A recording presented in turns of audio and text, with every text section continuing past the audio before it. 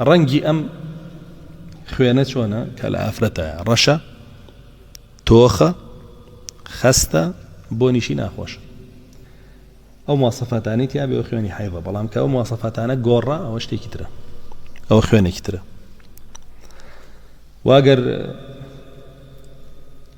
قاوەیی بێ یاخود زەرد بێ ئەوە بە خوێنی حەیض حساب ناکرێ لەبەرەوەی عایشە خاتوونە فەرمێ وەڵا بزانم یەکێکتر لە خێزانەکانیەتی يتلا خزانكاني رسول الله صلى الله عليه وسلم فرمي وابزا مسلمة فرمي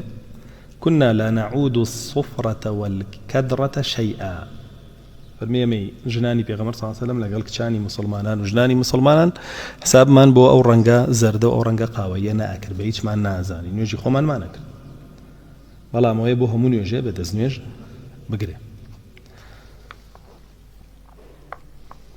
إمامي ابن نجيم أفرمي زانيني أحكام كاني خوين هاتن لآفرت زور قرنقو ضرورة أفرمي چونك نيجي آفرتي لسرا وستاو طهارو باكيتيوي لسرا وستاو عبادات ذكر أورادي لسرا وستاو حج عمرو طواف أو بابتاني همي لسر راوستاو طلاق طاوبوني عدة وراقرتني عدة أواني همي لسر راوستاو بويا فرمي زور قرنقا بي آفرتان خوان بيزانن ووليكانشان بيزان نابا جاهل بن بي جگە حيض استحاضة خوينك كمانه بيوترين نفاس كاولا دواي من البون لآفرة وديه أويش ابن عباس بو خويا فرمي ايمت شل رجمان بوداناو بلام طواوي زانان وطواوي صحابة كوكن لسرويك زوريني شل رجا يقنا هيا چند ساعاتك هيا هتا شست روج أروى يعني لتشل زيادة لبو بويا آفرتي من آلية بي كخويني نما بينو يشكا يترقر بروجي كيش خوينكي نما ونابي بلي من تشل روج هرا وستم بوينية يا بلي من شخص روج هرا وستم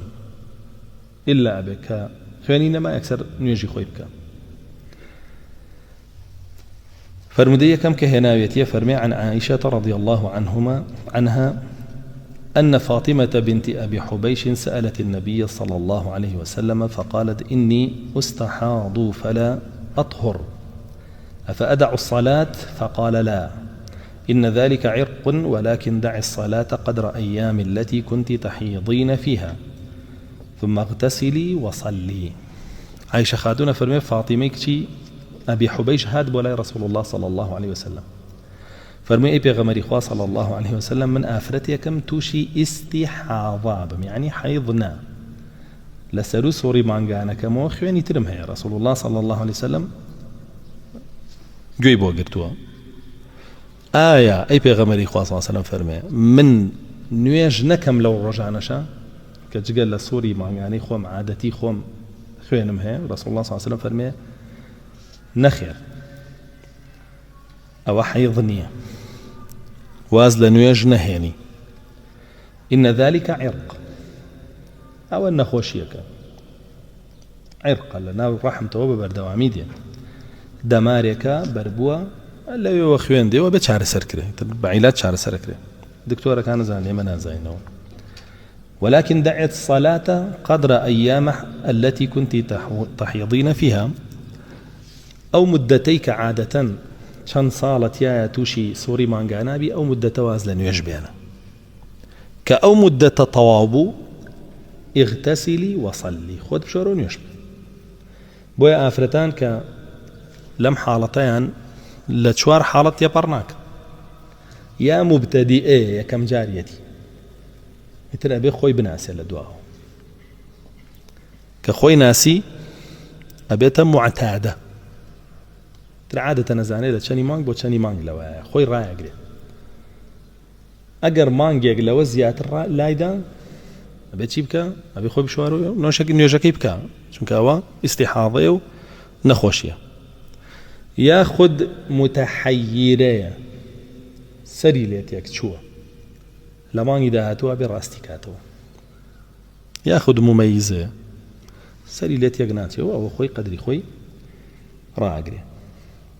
أفرمي وفي رواية وليس بالحيضة فإذا أقبلت الحيضة فاترك الصلاة فإذا ذهب قدرها فاغسلي عنك الدم وصلي.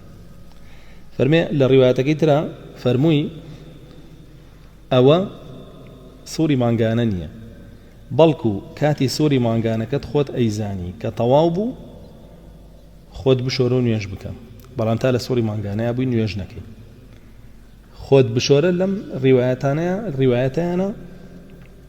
عنك الدم زيادة كتير يعني أو خواني كبريشتك وش بشو يعني أو خواني هي استحاضة حكمي شي هي حكمي ميزية نك حكمي خواني سوري مانغانا أي شوريتو نيوجكتك فرمدي دعاء فرمي وعن عائشة رضي الله عنها أن أم حبيبة استحيضت 7 سنين فسألت رسول الله صلى الله عليه وسلم عن ذلك فأمرها أن تغتسل فكانت تغتسل لكل صلاة. عائشة خاتون فرمي أم حبيبة خزاني بيغمر صلى الله عليه وسلم وحبيبك كشي أبو سفيان خشكي معاوية الله جل جلاله وفرمي وأزواجه أمهاتكم خزانة كاني بيغمر صلى الله عليه وسلم شيء فرمي دايك تانا كانت معاوية شي مانا خال مانا هر أحمقية قصي بيغلق قصي خال مان وتوا يا مالين سر الداي لبرد باشا والله جل جلاله شايستي تشيد بسر تابيه يعني هلوني بيغلق يترو لك كاتي خويا دا صلاتي مسلمانان هبق سوتن بصحابة حكمي خوي هي لسري جبا جيكري كاتبي وحي جبوعا معاوية كوريا أبي سفيان كاتبي وحي بوا نسري وحي بوا يبيغمري خواه صلى الله عليه وسلم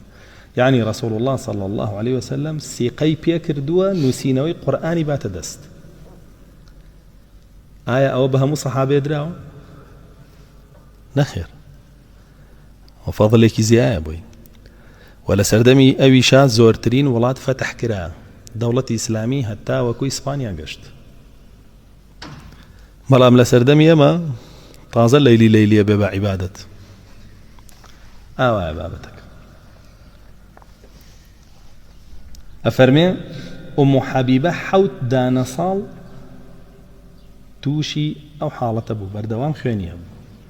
يعني رجو دو رجو سي رجو مانغو دو مانغو ونبو فرمي رسول الله صلى الله عليه وسلم كاتك كبرسياري لكن بي فرموشي فرمي خود بشورة بو همون يجاك أقرتواني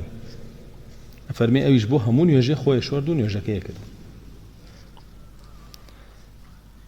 فرمي دي دعاء عائشة خاتون فرمي قالت كنت أغتسل أنا والنبي في إناء واحد كلانا جنب فكان يأمرني فأتذل فيباشرني وأنا حائض. عائشة خاتون فرمي منو رسول الله صلى الله عليه وسلم خما نشود لا يقدانا تشتا لا أبيكي آوايا ديارة عائشة خاتون بابلين هين بوا دا صوري مانغانا بوا شو فرمي هردو كشمان لجگراني مان لسر بو أفرمي وفرماني بي أكردم التذر يعني لناوك بو أجلوم بشتي دابوشم فرمي أنجا لقل ما أخوت طبعا أم فرمودي دو حكمي لي ورقيرية كميان آفرتك كويت الصوري مانغانو قلاونية يهود بقلاوي أنا زاني نناني دسيان أخوار نلقالي دانيشتن بقرا زوري كان لمالك جايان كدنا درو عند برون لي رمبن أقل لمالك شابونيان تولو جوري تري من نابيني طبعا كبيتو انجايان زان يهود آوابو بلام إيما بهموش يوي لقال أفرتك معنا هلسينو طوا بس تنهاوي جماع من لي ممنوع كريو حرام يترهر وافرتي جارانا بس يهود كأمره يسهاتو ما في جنبتو فروشيتو فيريتو يكا كما في جنية باشا ما في جنسة بتوي فروشيتو فيريتو يكا يهود أو خوي بولا بيشوا